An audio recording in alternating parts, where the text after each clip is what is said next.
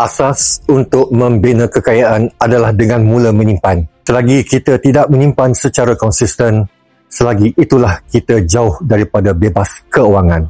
Ramai orang menyimpan, tapi sayangnya mereka masih gunakan cara lama, menyimpan duit tunai. Duit tunai ini mudah bocor, mudah digunakan tanpa sedar dan nilainya makin susut akibat inflasi. Jadi tuan-tuan, tiba masanya kita ubah strategi simpanan. Daripada simpan wang tunai yang mudah cair, alih simpanan kita kepada emas. Kerana emas terbukti menyimpan nilai untuk jangka masa panjang. Emas juga adalah ubat kepada tabiat boros kerana ia suka dibelanjakan sewenang-wenangnya seperti duit tunai.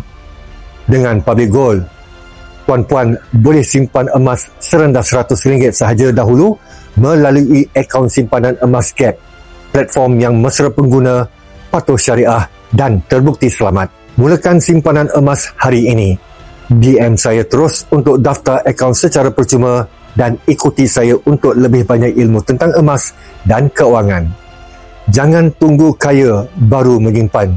Mula menyimpan untuk jadi kaya dengan emas Public Gold. Ada wang belum tentu ada emas, tapi ada emas sudah pasti ada wang. Ingat Public Gold.